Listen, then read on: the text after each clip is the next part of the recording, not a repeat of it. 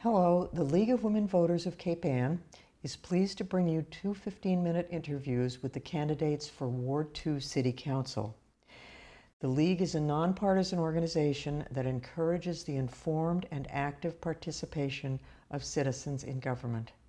We do not endorse individual candidates for office. The election is November 2nd. I am Cynthia Bierli, a member of the League of Women Voters, and I am a Gloucester voter, but not in Ward 2. And we're pleased to present to you Tracy O'Neil, who is running for the... And would you start, Tracy, by telling us a little bit about yourself and why you decided to run? Okay, I was born and raised in Gloucester, in Ward 2. Actually, I've been in Ward 2 my whole life. And grew up, got married, moved away, came back. Actually, I lived in Ward 2 while I was married. So I've raised two wonderful young men whom I'm very proud of. I got divorced in '96, raised my boys, started my own business in 1996 as well. And that's what I've been doing, is just running a business and raising two fine young men. And what made you decide to run for City Council? I feel like my voice is not heard. I've gone to meetings pre-COVID at City Hall, stood up at the podium and spoke, and my voice was not heard. I could go on, but I think I should stop at that. All right. Note that Ward 2 is in the downtown area. Mm-hmm. This is Ward 2. Here's 1, 2, 3, 4, and 5. And Ward 2 is extends to Washington Street and the waterfront. Correct. And what are the characteristics that make the downtown area different from the rest of the city? And what do you believe are the key issues for Ward 2 now? Okay, what makes Ward 2 different from the rest of the city is that we are the smallest in size and the smallest in number, even though we have multiple multi-family units, which I find to be very interesting, that we have the lowest number and we have a lot of multi-family houses and multi-unit buildings, such as Gloucester housing buildings. So what makes us different or unique, is that what they're called? And what are the key issues facing Ward 2? Key issues, it's definitely the waterfront.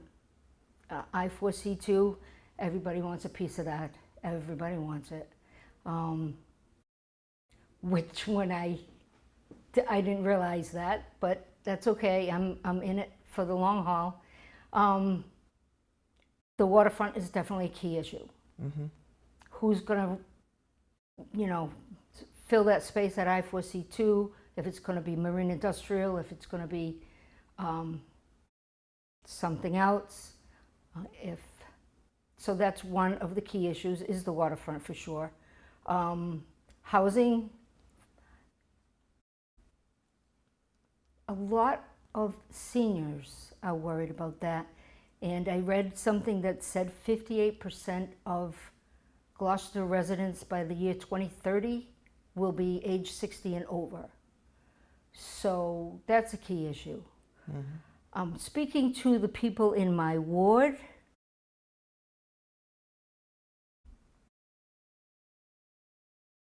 drug abuse. They see it happening in their neighborhood at night.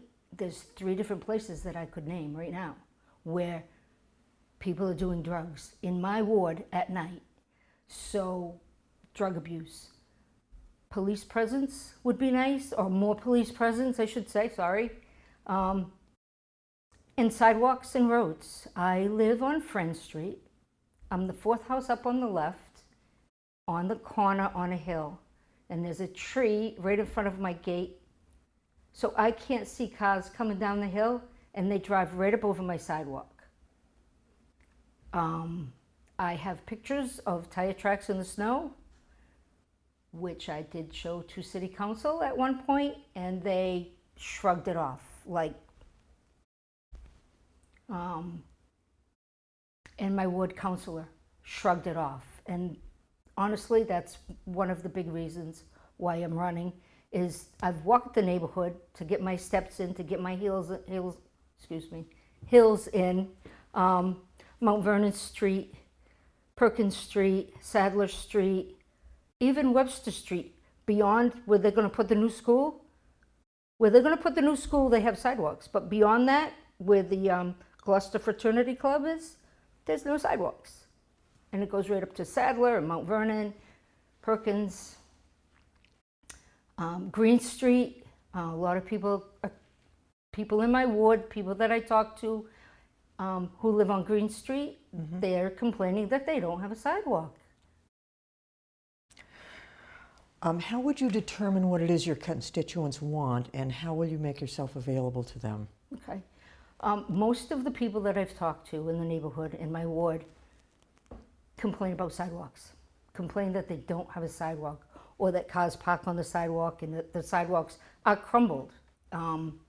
Willow Street, that's the biggest complaint I'm hearing. How would I address that? How would I make myself available? I have my little brochure, and I have my phone number, my home phone, and my cell phone number on here, and I have my email address as well. And I tell people, call me.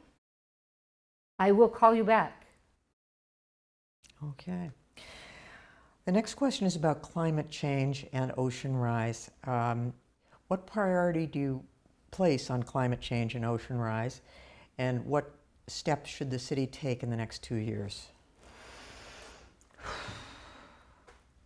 What priority do I place on climate change? It's a huge priority. I fear for my planet and my children and my grandchildren. This is October 13th or 14th, and it's 70 degrees. It's supposed to be 60. So we're already here in an urgent state of being. The polar ice caps are melting. It's a huge priority because it's like your home. It is your home. You take care of your house because you live in it. You need to take care of the planet, because where are you going to live when the planet is 250 degrees? I fear for my grandchildren. I truly do. And what steps should we take? Solar energy would be nice on the new building. I don't know if City Hall you have to be, your roof has to face the east, I believe. My roof faces the north, so it's no good, north and south instead of east and west. I don't know if anyone has thought of how they're going to heat the new school. Solar energy would be good. Geothermal is a good way to warm and cool your home. I don't know a lot about geothermal to talk extensively on it, but you use the heat from the planet and you're not burning fossil fuels. So maybe new buildings need to be either heated with solar or geothermal. That's a good way to go. That leads into the next question is, do you have a vision for Gloucester and how it might appear in the next 20 years? And what can you do in the next 2 years to persuade others to start making your vision a reality? Where do I see Gloucester in the next 20 years? Yeah. Dangerously overcrowded. At the rate we're going right now, overcrowded. And that's not a good thing. It's not a good thing. this year is the only year that we haven't really been in a drought situation. And we have, the Halyard is 200 more apartments. The Cameron's housing is, I don't know, 30 or 50. I don't know. I don't know the exact number. And there's new housing being built all around. I'm not against new housing. We need housing that is reasonable. The mean income for the state of Massachusetts is $85,000 a year, but for Gloucester it's $65,000. So affordable housing is, for one bedroom, is $67,000. For one person has to make $67,000 a year, and that's affordable housing, which to me is quite a bit of money.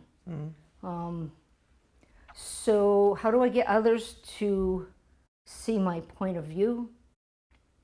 Talk to them. You know, make them realize that this climate emergency is here. This water emergency is here.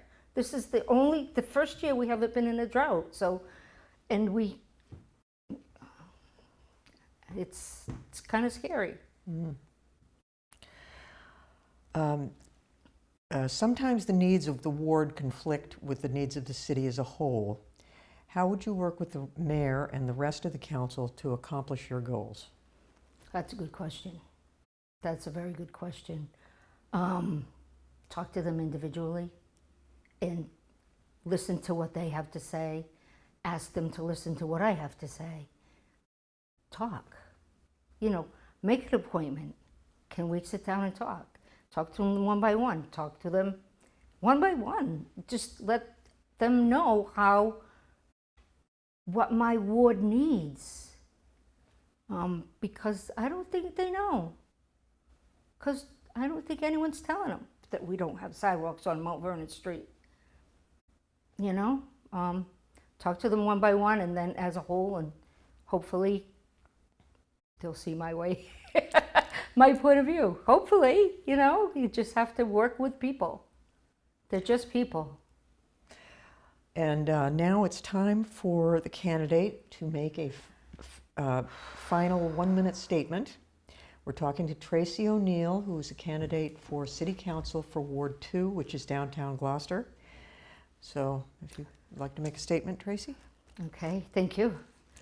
My name is Tracy O'Neil. I've lived in Ward 2 my whole life. I'm running for Ward 2 City Councilor because I want to have a voice in City Hall.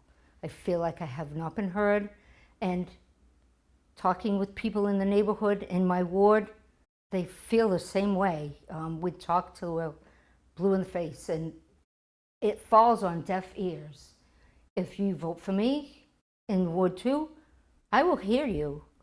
I will vote, I will fight for you. I will fight for what you want because I know what you want. I live there, and that's it. Okay. Thank you. On behalf of the League of Women Voters, I would like to thank Tracy O'Neil for agreeing to be interviewed, and I'd like to thank 1623 Studios for having us here. And please vote on November 2nd. Thank you. Hello. The League of Women Voters is pleased to bring you interviews, 15-minute interviews with the 2 candidates for Gloucester Ward 2 City Council. The League is a nonpartisan organization that encourages the informed and active participation of citizens in government. We do not endorse individual candidates for office. The election is November 2nd. I am Cynthia Bierli, a member of the League of Women Voters of Cape Ann. I am a Gloucester resident, but not a Ward 2 voter. The candidate with me now is Pett.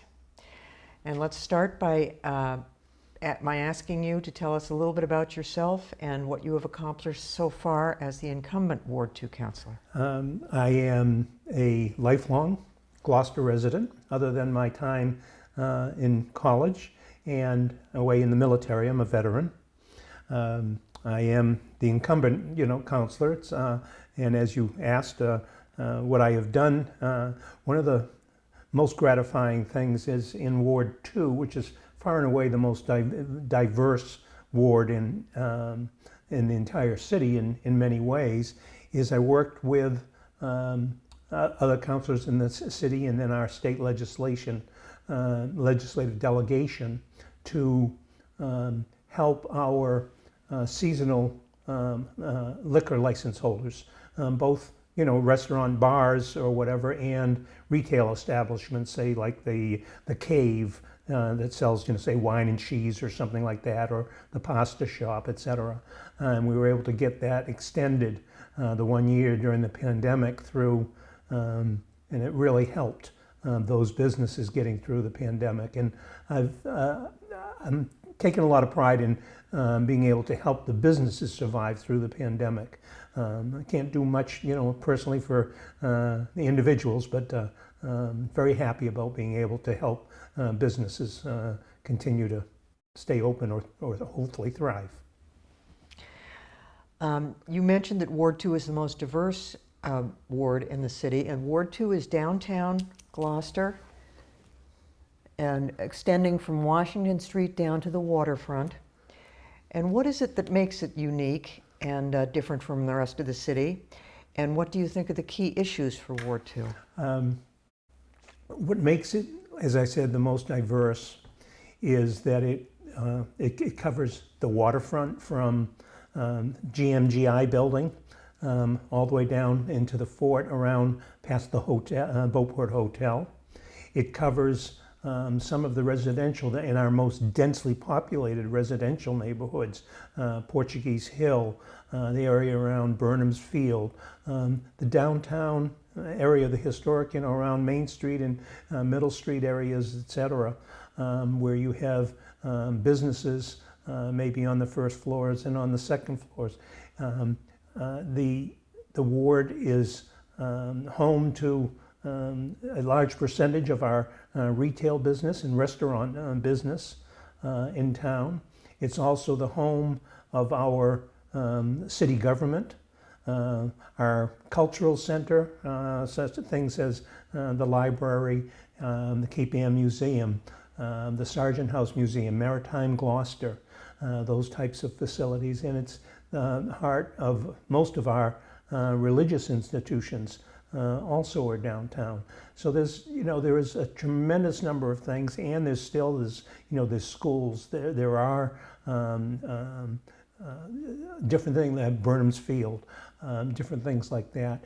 And a lot of the challenges are because it's grown over, centuries, and we now, everyone has, there's a lot of cars, etc. There's a lot of traffic issues and parking issues that I've started trying to work on. I mean, we're hoping that with the new school, some people think that the traffic is going to be, twice as bad in the area of the new school. I'm of a different opinion, and I have some quite a bit of actually educational experience in traffic.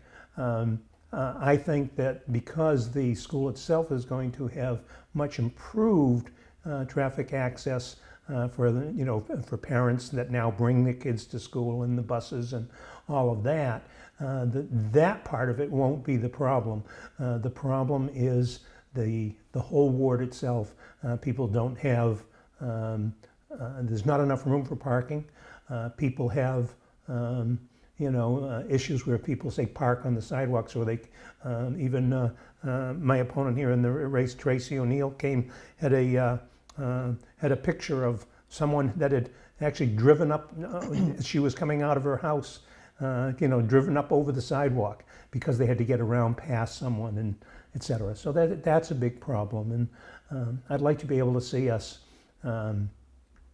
connect the downtown business Main Street area with the waterfront and the marine businesses, and even down to the boulevard, which may not be part of Ward 2, but in connecting the whole city together. So, how do you determine what it is that your constituents want, and how will you make yourself accessible to them?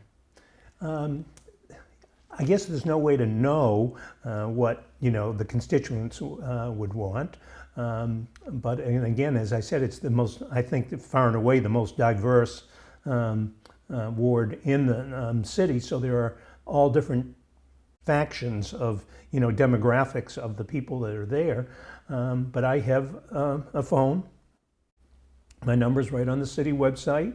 And some people, I think, they think that they're going to call and leave a message and expect you to get back to them in 15 minutes or something. But I get as many as 20 calls, say, on an average week, and you have to go through it's one at a time and respond to them and try to help with whatever their issue is, if I can. And in some instances, there's it's someone may have a misunderstanding of something, and it's just nothing that can be done. Or I can say, gee, I'd be happy to help you to try to work you through or guide you to the right department to do this in the administration. But the city councilors don't wave magic wands. That's we're the legislative body, and we try to work. I try to work with not only all the other councilors, but also with the administration and all the departments, and then try to respond to people as quickly as I can. Sometimes it's a week before I even get a chance to return the call, but that's just because, again, I think because of the diverse nature of the ward, that maybe I don't know, maybe I don't get more calls than anyone else, but I think I get plenty. Okay. The next question is about climate change. What priority do you place on dealing with climate change and ocean rise, and what steps should the city take in the next 2 years? Well, the city is already taking some steps around our sewer plant that's on Essex Avenue, or Route 133, the causeway along that area, in that they're doing it's a multi-million-dollar project to reinforce the area around it, to protect it, etc. And they're also doing work at the high school. If you remember, 4 years ago now, we had in a flood situation that we had, sadly, probably 75 people lost their vehicles when that happened. And it's also a problem that when the addition was built on the high school in the late 60s, I don't know why, but that's when I was in Gloucester High School, and they built it at half a floor level below the rest of the school. So part of it's quite low, and that in itself could become done. So they are working along to protect the high school and the athletic stadium. And I think we have to put resources and use our community development department to apply for many of the grants and things that are out there, and work with our state legislators and our federal partners, for that matter, in addressing climate change. It's not a question of blaming, saying this is the cause or that. It's just a fact that climate, regardless of what the causes are, they are changing. We need to protect what we have, and it's going to, the biggest problem is that it requires a lot of money to do so. And that's what we need to do is, you said, like, what are we going to do in the next couple of years? Besides those things that I pointed out that we're already doing, I think we have to commit to long term. It's going to take, it's not going to be just 2 years. It's 10 years, it's 15 years, it's 20 years. We could have areas of say 128 on out by on the other side of the 8 Pioneer Bridge that could end up being underwater. We have to try and prepare what's being done there. How do we work with our state partners to do that? There's areas downtown, even down in the fort, and down in Ward 2 and along our waterfront, our marine industries could be in danger. It's one thing to be at the beach and lose lose a section or a good portion of a beach area, but it's another thing when you start losing that property and and actual physical infrastructure that gets impacted by, you know, that climate change and sea rise. Do you have a vision of what Gloucester downtown will look like in 20 years? And what could you do to persuade others to start making your vision a reality? Part of my background and my educational background, even though it's years ago, I have a Bachelor of Science degree from Worcester Polytechnic Institute, and it's in civil engineering, and my major was urban planning.